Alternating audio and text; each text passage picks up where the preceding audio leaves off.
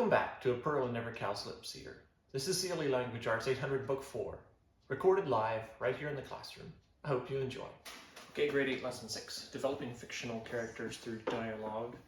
Start with looking at these questions on the board. Where do we put commas in the first sentence? Theodore's new book contains stories about Napoleon, a French leader. A French leader. A French leader. After Napoleon, a French leader. And what is a French leader? Positive. And a positive. Good, in this one. Do you think, Mr. Shelley, that this room should be painted as Mr. Shelley. That's a noun direct address. Good, it's a noun direct address. Now, how do you make a non-essential, how do you make an essential phrase or clause non-essential? By putting the commas, you make it non-essential. Without the commas, it's essential, it's necessary. Add the commas, such as, oh, we had that one, the salesman who was very talkative sold him. Or you say, co-workers who talk all the time hinder the project. So you go, co-workers who talk all the time hinder the project, and we're just talking about co-workers. Or talking about one kind of co-worker if we make it essential. But if we put it non-essential, co-workers who talk all the time, then we're kind of saying all co-workers are a P. Okay, add commas to make it non-essential.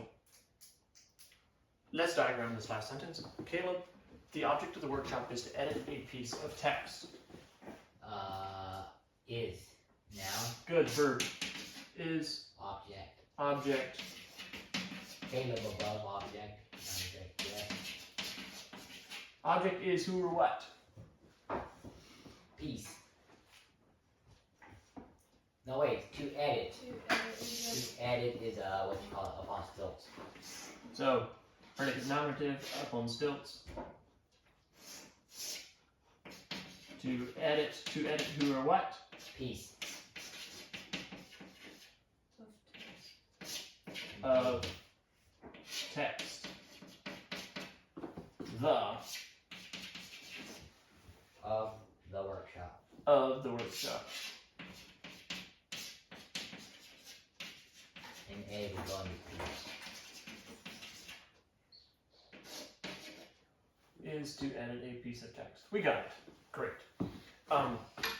The new lesson, developing fictional characters through dialogue.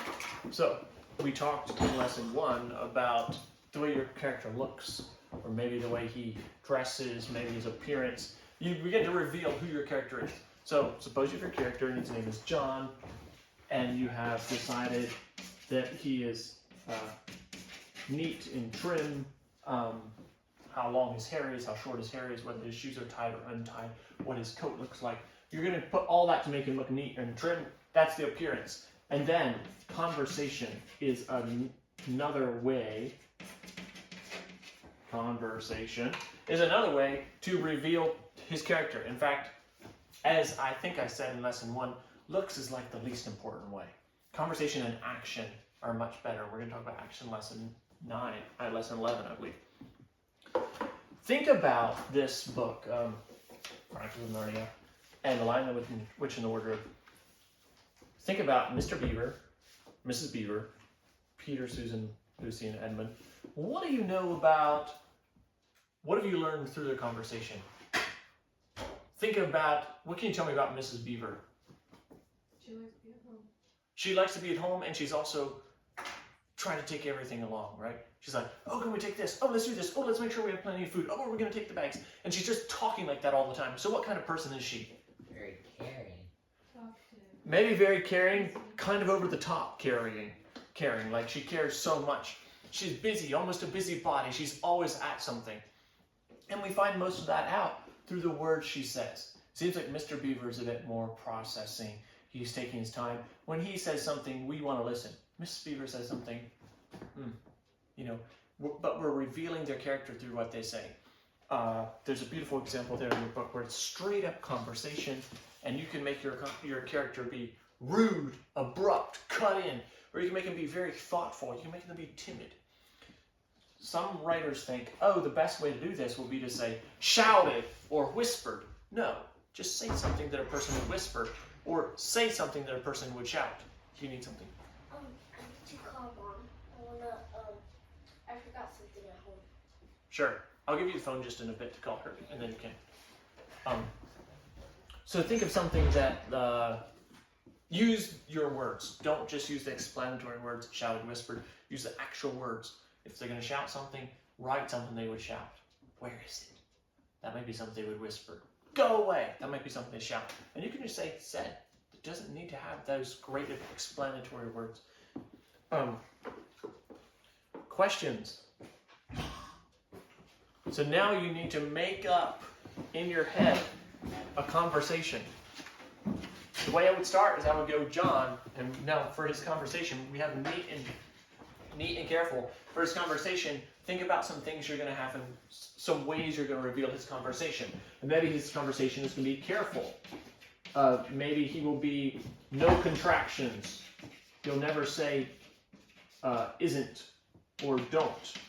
To be very polite. Maybe you can give him some very big words. He always uses big words in his conversation. And then when he talks, get inside of his head and make those words come out as though he would be that way.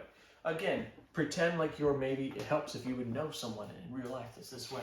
Suppose you're trying to talk like Marcel talks. I think we talked about that before. Suppose you're trying to talk like someone you know, the way they talk. And then use those kind of words. Would they cut in? Would they break? Would they break in the middle of a conversation? Would they go on and on and on about boring stuff? Choose what you want your character to do and make him do it, and it will reveal his heart. Questions? You look so excited. Okay, it says write at least 2 character traits you want him to have, and then a short dialogue. Just a short little conversation. He can be talking to his father, he can be talking to his friend, he can even be talking to a bush. He just has to be talking. It's good if you can have someone answering him back. I will read the spelling words. Arrogant, associate, consecutive, consequence, despondent, execute, exorbitant, extrinsic, exuberant, flamboyant, intrinsic, lubricant, magnificent, non sequitur, penitent, prominent, prosecution, pursuit, sequel, subsequent. I hope I'm saying non sequitur right. What does that mean? Ha. It's used in logic. 2 words. It's used in logic. I'll give you that much of a hint. You can look it up in the dictionary. Okay. Okay, enjoy.